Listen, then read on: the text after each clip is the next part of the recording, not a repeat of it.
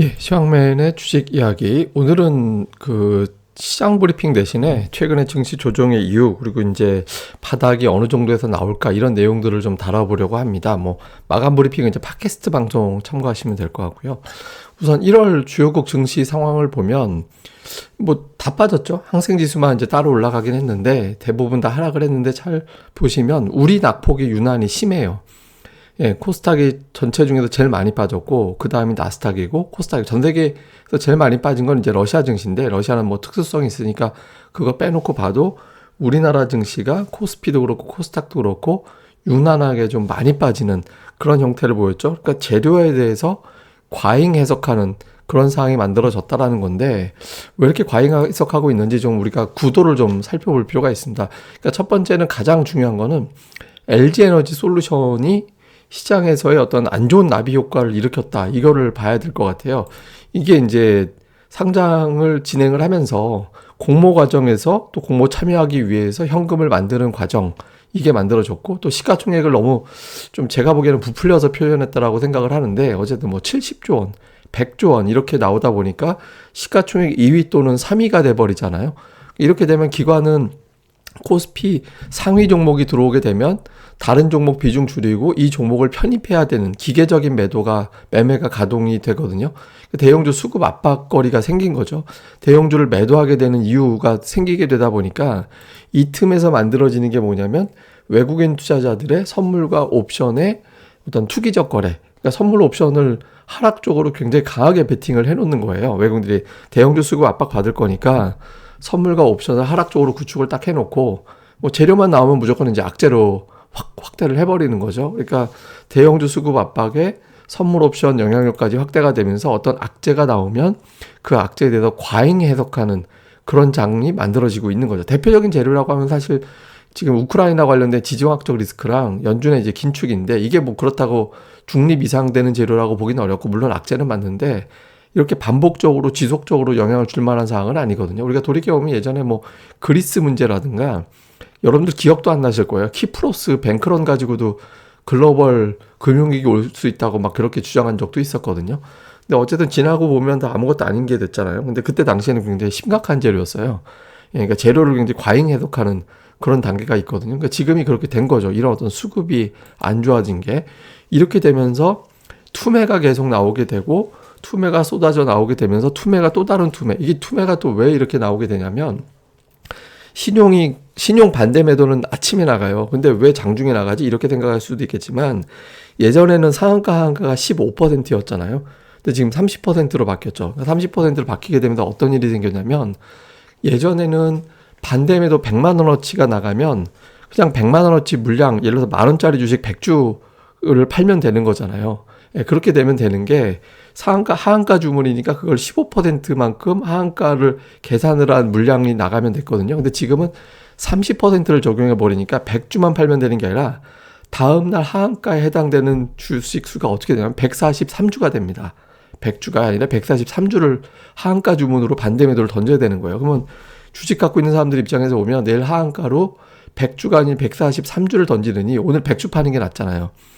이렇게 되니까 장중에 이제 신용 반대매도 회피하는 물량들이 나오게 되면서 오후 들어서는 이제 계속해서 물량이 증가하는 그런 형태가 되는 거죠. 그래서 코스닥 시장 잘 보면 시장 안 좋을 때는 반등하는 듯 했다가 또는 버티는 듯 했다가 한시 구간 넘어가면서부터 물량들이 툭툭 던져지는 게 나오게 되거든요. 그게 이제 이런 어떤 투매성 물량이 나오게 되는 거예요. 그래서 이런 매물이 소진이 되고 있느냐, 이게 중요한 거죠. 그래서 근데 이게 이제 이벤트 종료라고 제가 표기한 게 뭐냐면, LG 에너지 솔루션에서부터 출발을 한 거라면, 그 즈음, 이게 이제 상장이 27일이죠. 공교롭게도 여기에 또 이제 FOMC 회의를 우리가 결과를 알게 되는 날짜, 삼성전자의 실적 발표가 나오는 날짜가 전부 다 저때거든요. 그래서 이제 이때쯤 돼서 과연 종료를 할 거냐, 이제 그거를 이제 좀 관심 있게 보자라는 거죠. 사실 지표상으로는 ADR도 지금 75 이하고 PBR 1.0배 이하인데다가 하락 종목 수도 사상 최대 수준이고, 해외 쪽 지표 같은 경우도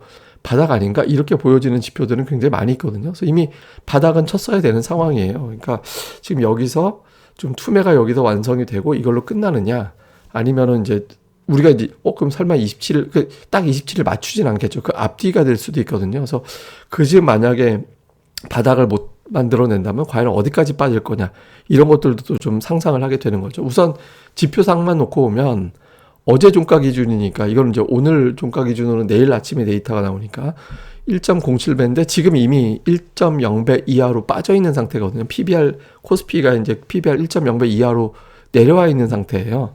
보통 이제 PBR 1.0배 이하, 선행퍼로 10배 이하 정도 되면 그건 바닥 아닌가? 이렇게 보는 경향이 있거든요. 그러니까 작년 같은 경우에 코스피가 많이 빠졌다가 저점을 형성하는 저 두 자리가 대략적으로 PBR 1.1배 정도였어요.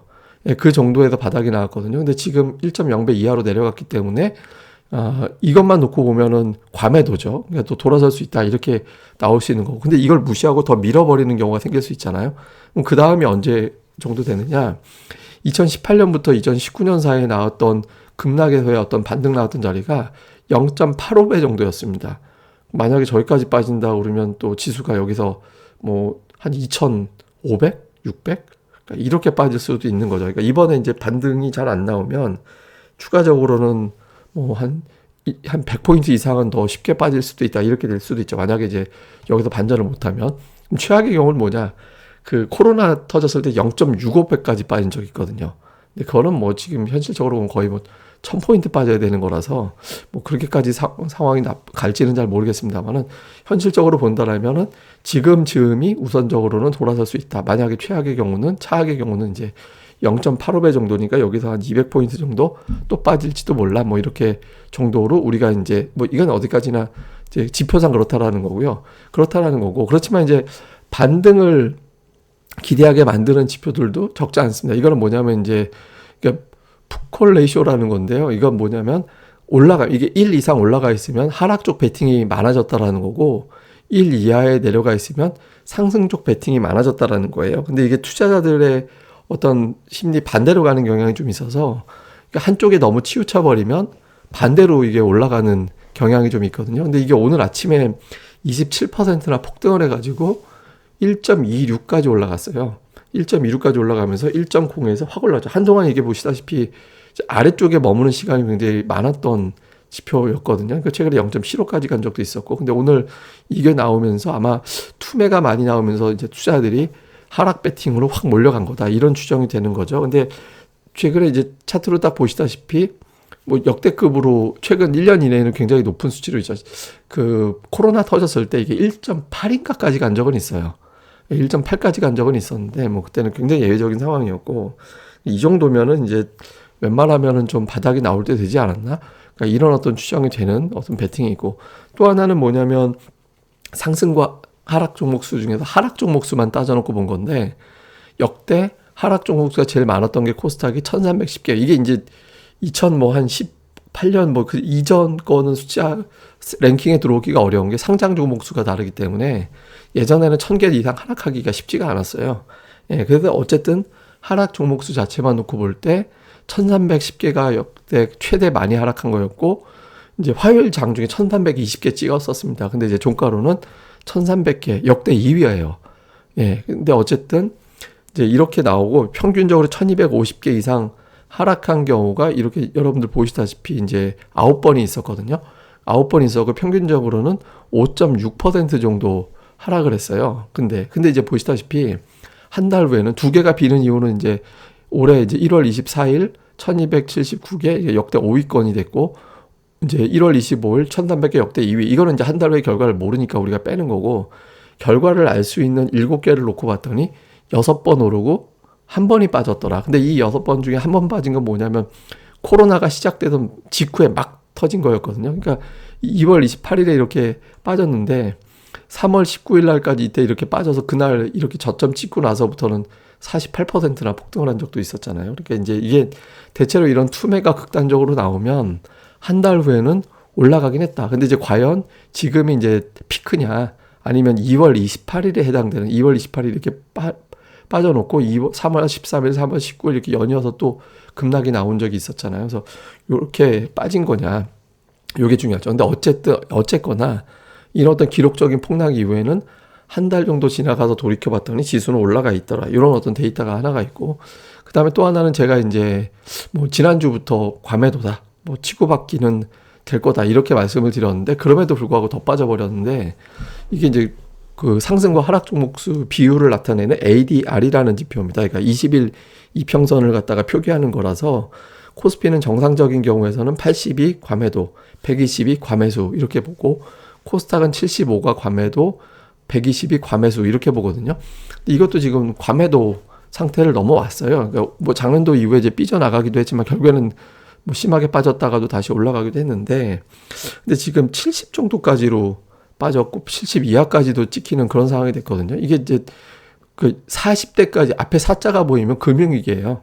예, 금융위기 때 보이는 숫자가 앞이 4가 보이는 거고, 웬만하면 7 정도에서는 안 빠지고 이제 8 정도 빠졌을 때 웬만하면 그 즈음부터 이제 분할 매수 들어가면은 2주 이내 그 이상 올라가더라, 이런 어떤 데이터를 가지고 있는 지표거든요. 근데 이게 그 이하까지 더 치고 내려와 버렸어요. 그래서 이게 금융위기급으로 빠지는 4를 볼지, 이게 4까지 본다라고 하면 뭐 기다리면 되지라고 생각할 수는 있겠지만, 기다리면 되지, 그 기다리면이 어마어마하게 추가 하락하는 거라 좀 걱정되긴 하죠. 근데 어쨌든 이 지표상으로도 좀 지나치게 과매도다, 좀 심리와 수급으로 너무 밀었다, 이런 어떤 수치가 나오기도 합니다. 그래서 이것만 놓고 보면은 지금 즈음이 바닥같이 보이기도 하죠.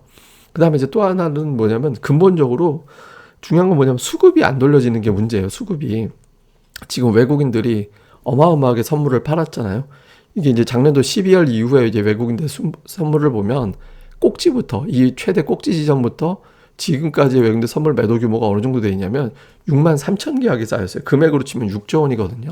그러니까 6조 원을 하락 배팅을 해버린 거예요. 근데 이것뿐만 아니라 콜옵션과 풋옵션, 콜 올라간다, 풋 빠진다, 이거에 내기돈 거는 건데, 저걸 또 합쳐버리면 선물 매도한 거랑 똑같은 효과가 생기거든요. 보통 합성한다라고 얘기합니다만. 그러니까 어마어마한 하락 배팅이 외국인들은 만들어 놓은 거예요.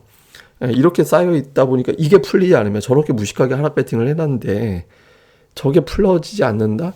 그러면 지수가 올라간다라고 상상하기가 어렵죠. 근데 이제 여기서 이게 풀려주지 않고 있기 때문에 지금 지수가 악재에 대해서만 민감하죠. 호재에 대해서 반응을 못하는 상황이 생기는 거거든요. 근데 조금 이제 오늘 보면 어떤 게 있냐면, 이 코스피, 아이고 이게 제가 저거를 잘못해가지고 제가 잠깐 급한 대로 여기서, 예, 이제 요거를 좀 해놔야겠네요. 어쨌든 제가 이제 요거 차트를 급하게 이제 애니메이션을 넣어서 보면, 이게 코스피 차트인데, 코스피를 보시면 이미 이제 그제부터 이제 작년 4분기 저점을 건드렸고, 전일 작년 4분기를 깨고 내려왔잖아요.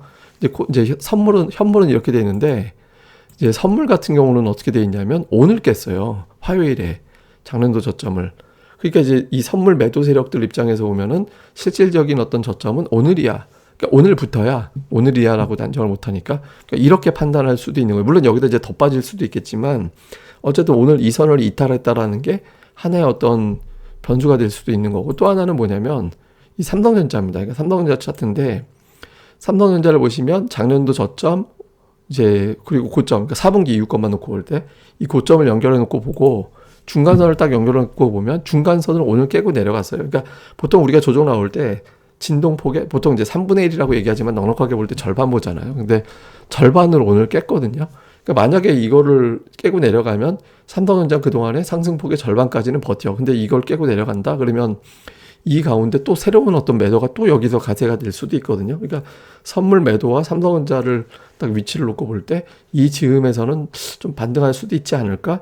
또는 여기서부터 심각한 하락이 나올 수도 있을 거야. 이게 이제 중요한 어떤 변곡이 만들어질 수 있는 거죠. 그래서 지금 이번이 되게 이제 사실 2910은 이 진작에 깨진 거였고, 2800이 굉장히 중요한 지지선이었어요. 그러니까 2800포인트에서. 그래서 제가 거기서부터는 좀 치고받기가 돼야 된다. 그래서 치고받기 되지 않을까, 이렇게 말씀을 드렸던 건데, 이제 그 선까지 깨고 내려와 버렸거든요. 이제 그 다음에 이거 깨지면 뭐, 제가 2800이 깨지면, 뭐 2820이 깨지면 2800이 문제가 아니라 2700을 보게 될 거라고. 2700. 근데 지금 그 선이 와버렸잖아요. 근데 이 선이 깨지면 2600이 의미가 없어요. 그러니까 2500을 보게 되는 상황이 생기게 될 수 있거든요. 아까 제가 이제 PBR 0.85 말씀드릴 때 2500쯤 될 거라고 말씀드렸잖아요. 그러니까 이쯤에서 이제 돌려지느냐, 아니면 이제 많으냐. 이게 이제 외국인 선물 수급 풀리고 그러면서 어떤 이벤트가 종료가 되고 기술적 반등 세게 나오고 물론 이제 그게 추세 반전일지 기술적 반등 이후에 재차 하락할지는 또 그때 가서 봐야겠죠. 근데 이제 굉장히 어떤 일단 여기서부터 방어가 되면서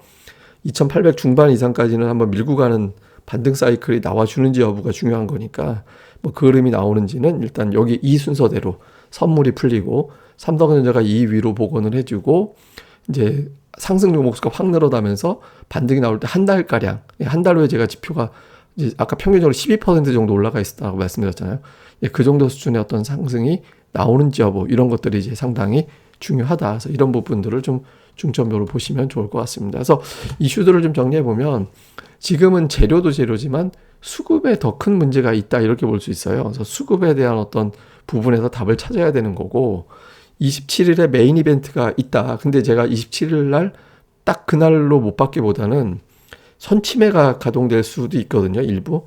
그러니까 이제 그 선침해가 왜냐하면 지금 제가 선침해라는 표현을 드리는 게 하루를 더 빠져버리면 삼성전자 절반 뭐 이런 것들이 다 무너지게 되면서 이제 또 이거보다 더 깊은 하락이 또 나와야 되는 상황이 생기게 되는 거잖아요.